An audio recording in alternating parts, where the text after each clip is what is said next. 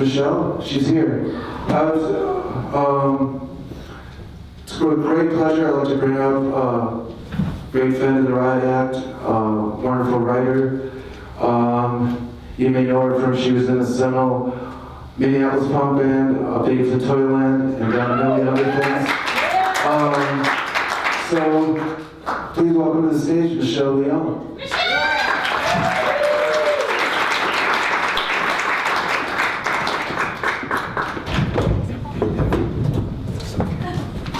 Hi, you guys. So I'm working on a book that is some stories about being in that band, and this is one of them. And it's called Penises I Never Wanted to See. I woke up to him breathing on my face. You could tell he was conflicted about our staying at his house after the show, but we kept ignoring his cues. Numerous references to his place being really messy, that alternated with supercharged insistence we come over. But we were broke and didn't have anywhere else to go. He made it clear that no one was allowed to sleep on his bed. As soon as we arrived, drunk Kat passed out there. She lay on top of the tangled sheets, her pretty dress hiked up, triangle of panty exposed.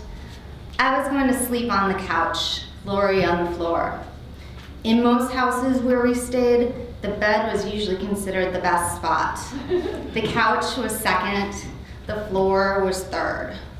But since this was such a sad place, dirty kitchen with cheap cabinets and linoleum floors stained with salsa, a tiny bathroom with standing water and pubic hair in the tub, a lonely cat mewing. Well, my spot on the couch covered with a Mexican blanket didn't really qualify for seconds.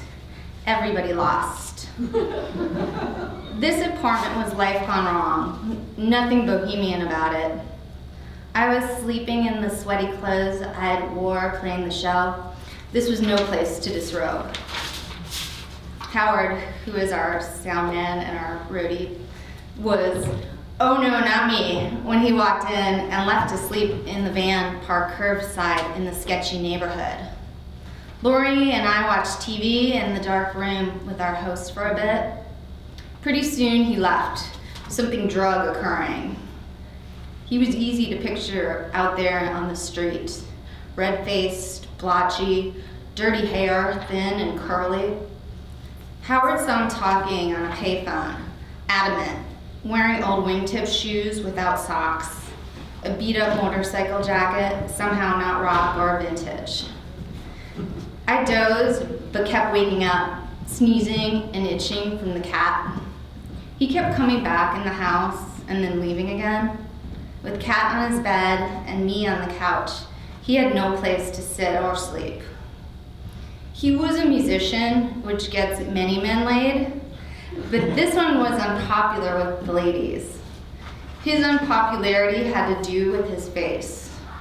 The face that was breathing on me as I awoke on his stinky couch. His fingers ran through my hair. He was kneeling beside me, petting my head. Also muttering, drunk and mad, mostly crazy, something about me and the Queen of England. Because I told him to stop, he thought I was uppity, like the Queen of England. He went into the bedroom. There was more muttering, things being dropped, stumbling, then the unmistakable sound of ferocious masturbation. I opened one eye and saw this happening through the open bedroom door. His back, dick in hand, the motion. I closed my eyes tight, pulling my sleeping bag over my head.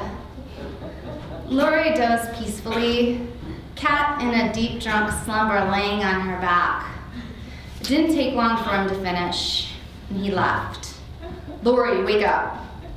Lori! I told her what happened, but she was comfy and tired. Getting up and leaving was too much work. She said I could get in her sleeping bag with her. That option was not appealing either. I tried to wake up Kat, somehow thinking she would be rational. She sat up, legs out, body upright, hair in face. "Nice doggy," she said to the cat, and flopped back down. "Lori, we can't stay here. We gotta get out before he gets back." Lori finally agreed, starting to get freaked out too. Now there was no way to leave fast enough. He's gonna catch us sneaking out. "Hurry, come on, let's go." We grabbed our stuff, sleeping bags over shoulders, one of us on each side of Kat, our arms looped around hers as we dragged her out. The chaos of the whole scene made us giggly, frantic, energized, a team.